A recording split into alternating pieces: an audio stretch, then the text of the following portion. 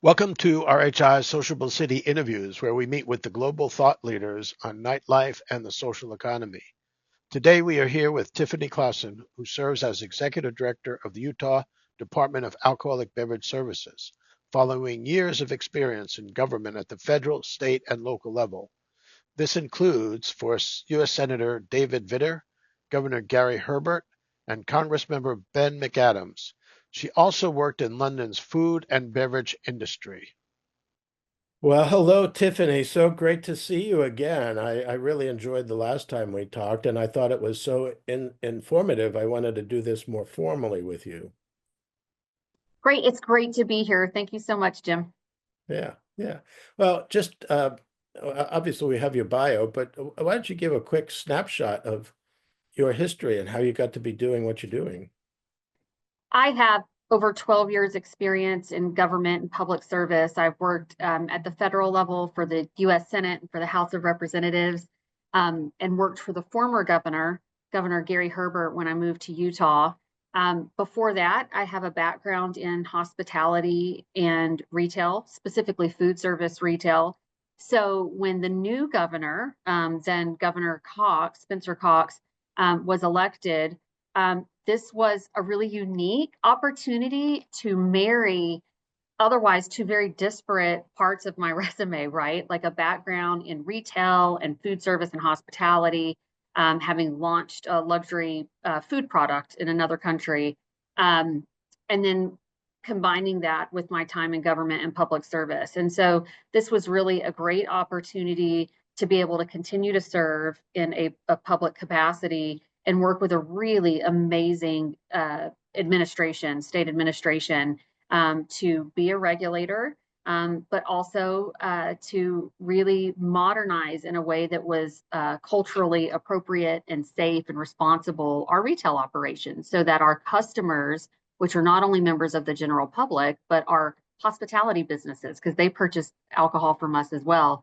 that they have an elevated shopping experience and not just a buying experience. So that's my background. I've been doing that now for 4 years. I was just reappointed and reconfirmed.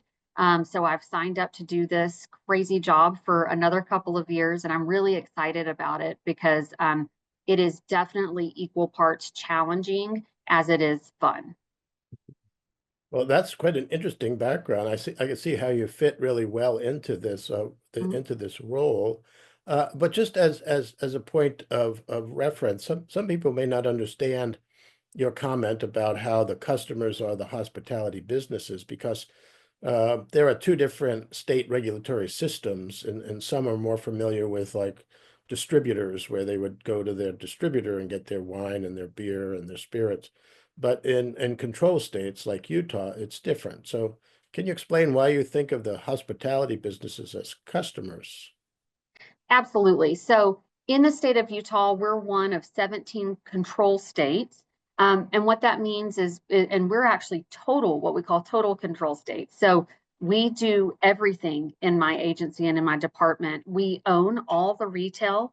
So if you are just a member of the public, John Q. Public, or if you are a bar, restaurant, hotel, one of those hospitality businesses that's licensed to sell alcohol, you're buying all of your heavy beer, wine, and spirits from one of our retail outlets.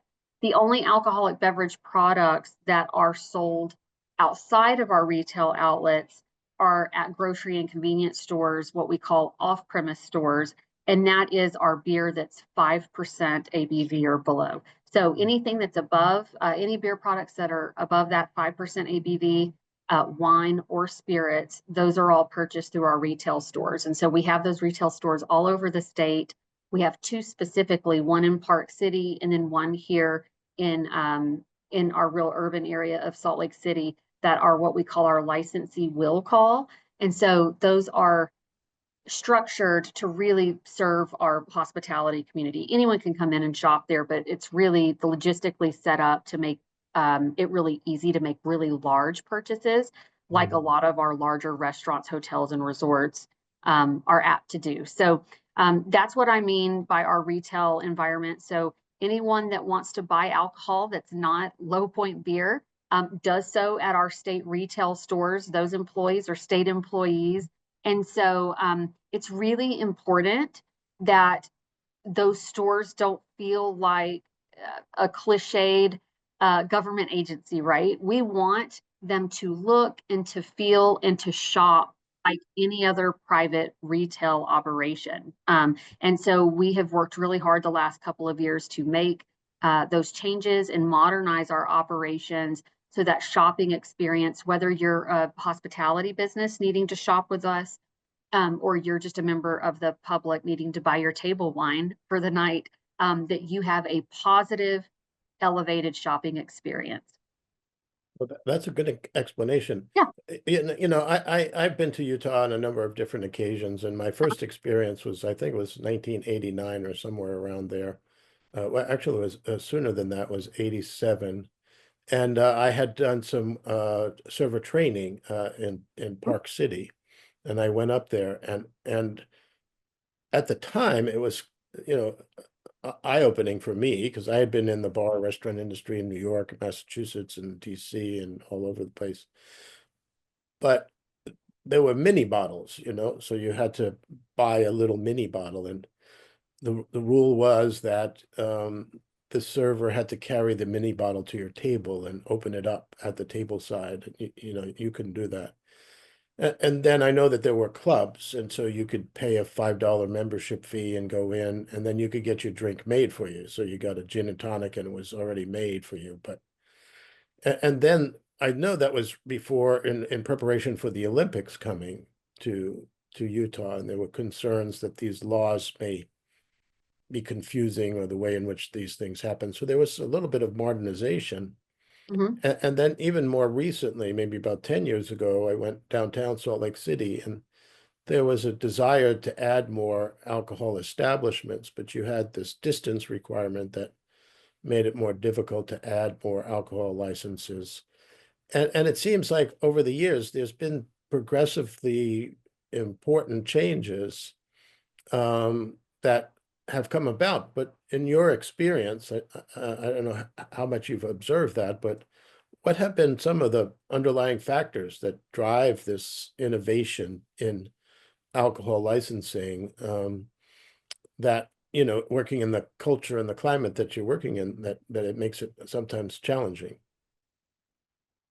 Yeah, look, the state of Utah has one of the most vibrant, successful economies in the country right now. Depending on what list that you're looking at, we're either 1, 2, or 3 in terms of, state economies, in terms of quality of life, in terms of like scales of happiness.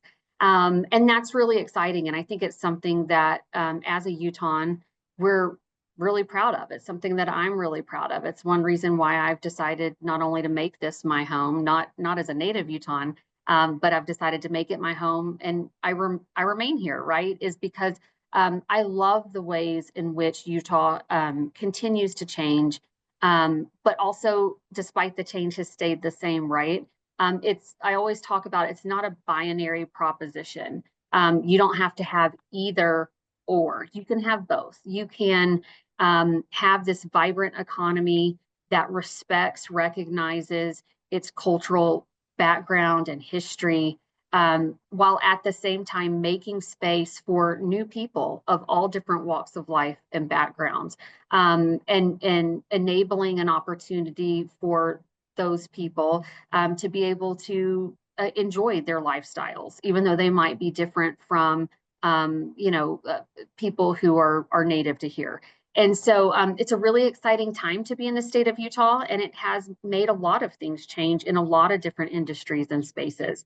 When I look at how rapidly our tourism industry has grown, really as a result of the 2002 Olympics, I really think that opportunity to be on the national and global stage showed people that, gosh, Utah's a really neat place with a lot to offer, not just for winter sports and snow sports, but year round. There's something literally to do for everyone. And so I think that was one of the first opportunities for people to really understand the depth and breadth to Utah. And since that time, we've seen tourism continue to grow. We've seen global headquarters relocate here from for really large companies. And so when we look at that growth and that expansion, of course, your policies on a whole host of issues like transportation and environmental quality are going to change. So is alcohol policy, right? And so what I think Utah has done a really good job at is balancing how do we make sure that the things that we love and hold dear about Utah, again, cultural history, that cultural identity, also what we value, safety, right? Like we want to be, whether you choose to drink alcohol or not, you want to be able to walk your streets in your neighborhood or downtown and know that you're safe, not only from crime, but from someone, that's behind the wheel, that they're not impaired. And all of those things play into how our legislators and stakeholders engage in conversations around alcohol policy. And so I think really the state of Utah, both the governor and legislative branch over the years, has just done a really great job listening to stakeholders, listening to its citizens, and moving forward in a way that provides for those opportunities for hospitality to grow with the needs of tourism and visitorship, but not at the sake or at the detriment of all of those things that Native Utahns hold so dear. One of those things I guess I would say is from a policy perspective, also from an infrastructure perspective. And I think about our stores, I think about our compliance department, making sure that that part of our infrastructure is also growing and is right sized to meet those regulatory needs as well. Well, you raise an important point, and this is something because we've worked in different cities, control states and open states, and you have different attitudes about the state alcohol regulators, and sometimes the regulators are not seen to be engaging local communities, or they're issuing licenses to businesses that are opening up and don't involve the local police or the local planning people to say, is this an appropriate space for this type of venue? And, once they get the alcohol license and they get the lease, there's not much that the local community can do. And so this idea of better engagement between the state regulators and both from a compliance point of view, but also working with the community. Like you said, you have to adapt to the needs of the community, but also to maintain a balance so that it isn't viewed as an open season on new alcohol establishments because you perceive this growth in tourism or this growth in new people, that there has to be a way in which to engage the community. And in our last conversation, you kind of explained how your department really tries to work with local authorities when it comes time to authorizing a business to open or responding to a problematic business who may be engaging in risky practices. So can you explain how your system works to be much more open to this local state collaboration, and what are some specific tactics that you use to work to make sure that the community does remain safe? Yeah, look, safety is everyone's responsibility. And I love to remind people of that, especially when we might be discussing something slightly controversial or heated, right? That gets people's sort of emotions going. Whether you are law enforcement, whether you are a politician and a policymaker, whether you're a regulator or a citizen or a product maker or supplier or a hospitality business, we all are responsible for safety and making sure that our citizens and our patrons and our public is safe. And so I love to remind everyone of that. Like we might all have these different goals and objectives, but there's one goal and objective that we all share and that we should all be prioritizing, and that's safety. And so I think reminding people that we all want a safe place to live and to celebrate, we can then move on from there and say, well, we have this one common goal. No one, or I mean, maybe is someone, but for the most of us, we all want that. We all want to be successful with safety, right? But we all have these different perspectives for how that impacts us. And so I think reminding everyone that we can start from there, that we all are mostly good actors at working and talking and having these conversations in good faith. It sort of just helps center everyone on where we need to start. And I just find that it helps the conversation along so much. And so from that perspective, everything that we do here in our regulatory environment, in our retail environment, when we work on prevention education programs, we really work to poll and to survey all of our stakeholders. I don't want to just make decisions for the people in our space. To the extent that I can make decisions with the people in our space, that's what I want to do, because then those decisions, as they're made, will hopefully be more practical to operationalize, and they'll be more transformational and more sustainable. Of course, there are decisions I have to make that I don't get to allow people to weigh in, or they're decisions that come from lawmakers that I just have to execute. But I do think when we have the option and we're trying to workshop and kind of think through some decisions and what those impacts might be, to the extent that I can survey and get a real understanding from various stakeholders, I feel like it makes for better decision making on my part. People feel brought in, listened to, and then I feel like when we operationalize something, we have more buy-in. And even if someone didn't get their way completely, we've been able to have these conversations in a way that people walk away feeling valued. And I think that makes a huge difference. That said, I mean, one of the things I would love to talk about for just a second, if I can, is we try to regularly partner in programs that require that collaboration. So one is something that we did just this last holiday season. For the second year in a row, we had a Plan a Sober Ride partnership, and that partnership was with us. It was with our Department of Public Safety. It was with WCF, which is Workers' Compensation Fund, and for our hospitality industry. And so we had a big campaign where members of our hospitality community had a QR code, and we all worked together to promote it. But it funded rides for patrons during the holiday season, right, where everyone's out enjoying themselves. They could plan ahead of time for a sober ride, because we know that once you start drinking, those decisions sometimes get more difficult to make, and that they would have a voucher and a token to have that free Uber ride or Lyft ride home.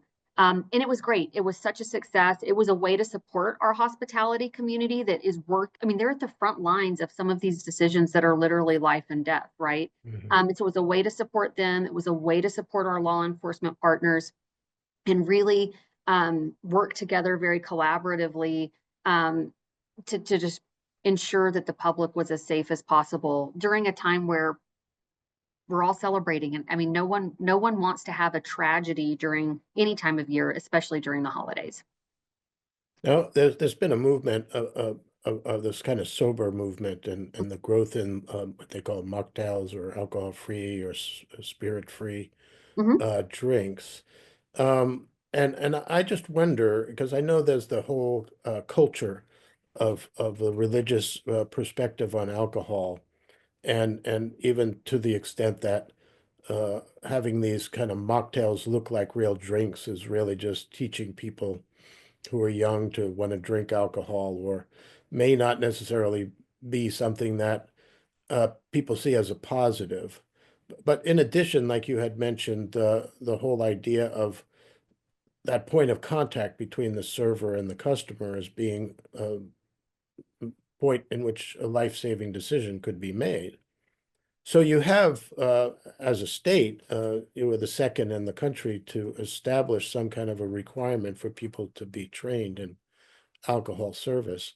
How well do you think that helps and works within the state? And what would you say operators or business owners need to do beyond just training their servers to make sure that their customers, whether they drink alcohol or not, are accepted, whether it be offering a better selection of alternative alcohol-free beverages, or educating the public about the responsibilities of the servers and making sure that they're safe?